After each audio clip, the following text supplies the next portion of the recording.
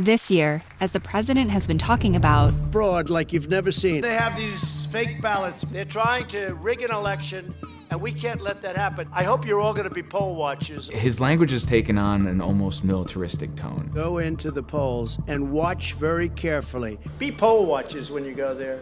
Watch all the thieving and stealing and robbing they do. There's no evidence of widespread voter fraud in U.S. elections. Still, the president talks about recruiting an army of poll watchers.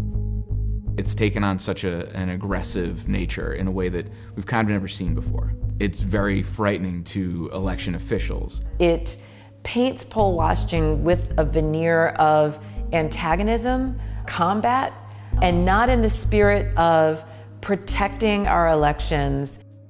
But it's more than just rhetoric. This year, the Republican Party can throw its full weight behind the president's poll-watching operations in ways we haven't seen for nearly 40 years.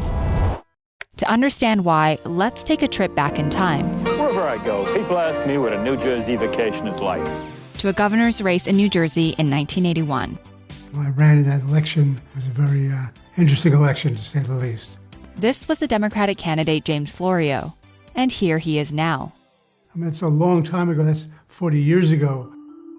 The race was an early referendum on the Reagan administration. I like Tom Kean. Kean has endorsed Reaganomics and proposed cuts in state taxes on business.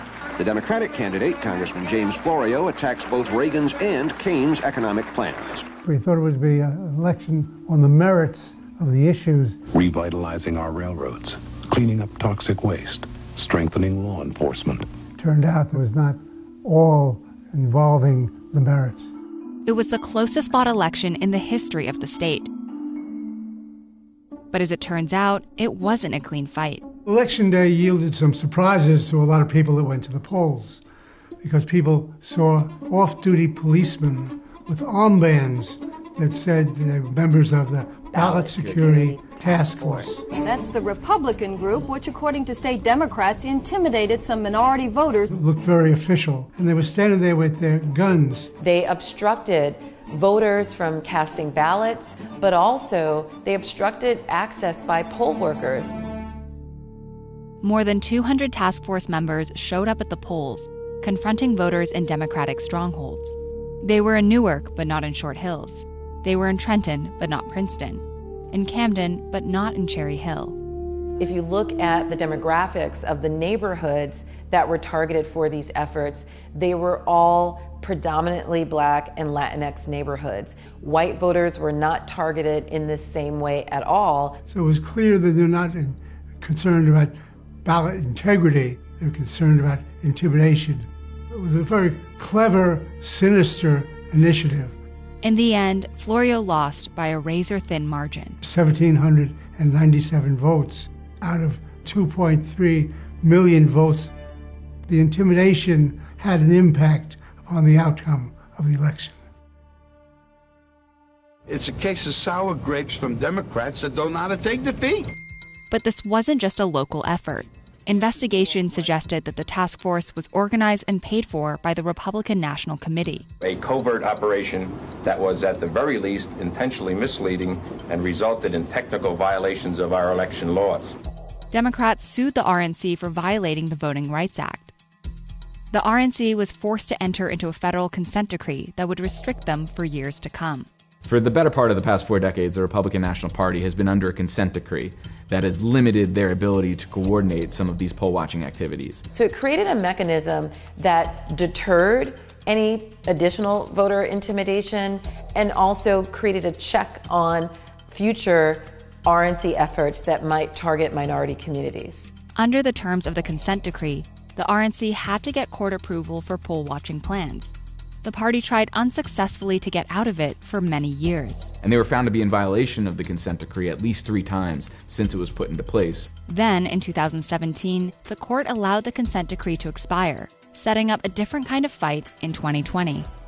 This will be the first presidential election where we will see the Republican National Party operating a poll-watching operation without the consent decree hovering over their heads. Now that it has been lifted, it looks like there is going to be a more organized and a bigger poll-watching operation coming out of the Republican National Party. Republicans say they're training more than 50,000 poll watchers, in at least 15 battleground states.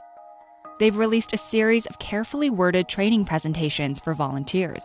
Poll watchers are the first line of defense for President Trump. Be courteous to county staff and other watchers. Yes, even our Democrat friends. Do not speak with voters and do not interfere with the orderly conduct of the voting process.